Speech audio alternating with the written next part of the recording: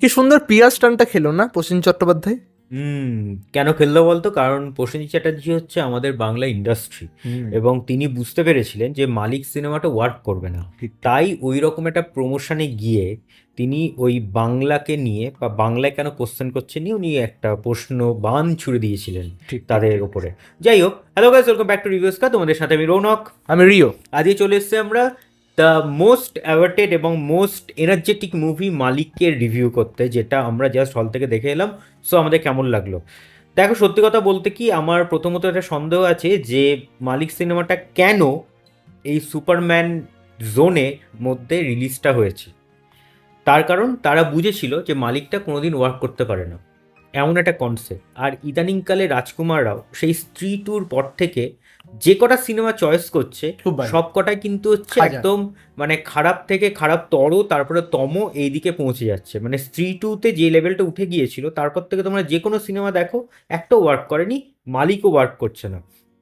এবং সেখানে প্রসেনজিৎ চ্যাটার্জি এত বড় একটা ইন্ডাস্ট্রি গিয়েও বা কী করে বাঁচাবে যখন কনসেপ্টটাই এরকম। দেখো, এই ধরনের কনসেপ্ট কাজ সে আমরা অ্যানিমেলে দেখেছি, একই জিনিস সেই মারপিট নিয়ে চলছে, পুষ্পাতে দেখেছি একদম যে কোনো কমার্শিয়াল ধাঁচটা যেটা ছিল সেটাই আছে, সেটাই আছে। এবং গানগুলো ওয়ার্ক করছে না একদমই। এবং আইটেম সং গুলো তো একদমই মানে রং টাইমিং দিয়ে, মানে আইটেম সং এখন মনে হয় যেন বলিউডে বন্ধ করে দেওয়া উচিত। এবং যেটা ব্যাপারটা যে এই সিনেমাটার ডিউরেশন 2 ঘন্টা 32 মিনিট, যেখানে সুপারম্যানের ডিউরেশন 2 ঘন্টা 10 মিনিট। সো বুঝতেই পারছো যে ইংলিশ সিনেমাকেও ছাড়িয়ে যাচ্ছে, মানে হলিউডকে ছাড়িয়ে বলিউড চলে যাচ্ছে আর কি। কিন্তু পোটেনশিয়ালটা নেই, পোটেনশিয়াল নেই। এবার কেন নেই জানি না। এবার একজন হিন্দি ডিরেক্টর, আমি নাম বলছি না, সো তিনি বলেছিলেন যে ঘাটিয়া ফিল্ম বলে একটা কনসেপ্ট উনি এনেছিলেন বাংলাতে। সো আমার তো মনে হয় এই ধরনের সিনেমাগুলো তো হিন্দিতেই হচ্ছে এবং হিন্দি ভাষাতেই হচ্ছে, তাই তো নাকি? আচ্ছা, তাহলে বলিউডে যখন হচ্ছে তাহলে এইগুলোকে তাহলে কি বলবো, যে খাজা ফিল্ম এটা বলি নাকি? খাজাটাই যাবে প্রপারভাবে, কারণ আমরা কোট আনকোট, কারণ আমরা প্রথমত হচ্ছে ওই যে গালাগালি দেওয়াটা ঠিক পছন্দ করি না।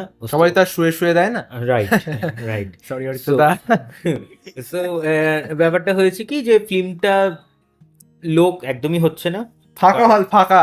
হ্যাঁ, আপনারা যান, একদম মজা নেবেন, ঘুমিয়ে আসতে পারবেন, ঘুমিয়ে আসতে পারবেন। মানে ঘন্টা সেই জিনিসটাই নেই, এনার্জিটিকে জায়গাটাই নেই ভাই, হয় না, হয় না ভাই। একটা জিনিস হচ্ছে প্যানেলই ভুল, প্যানেল ভুল। আর আমার মনে হয় যে সব থেকে বড় যে ফ্যাক্টরটা যে সিনেমাটা ওয়ার্ক করছে না সেটা হচ্ছে একটা সিলেকশন।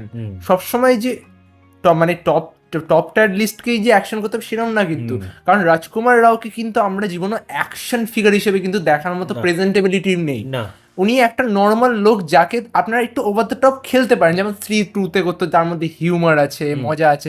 সেই জিনিসটা যেন দিনকে দিন উনি নিজেকে ডিটোরিয়েট করছেন। যেই লোকটা একটা সময় ট্র্যাপড করেছে, যেই লোকটা একটা সময় হোয়াইট টাইগার করেছে, সেই লোকটা একটা সময় নিউটন করেছে, সেই লোকটা যেন দিনকে দিন স্ত্রী টু বা আপনারা বলতে পারেন যে বিদ্যা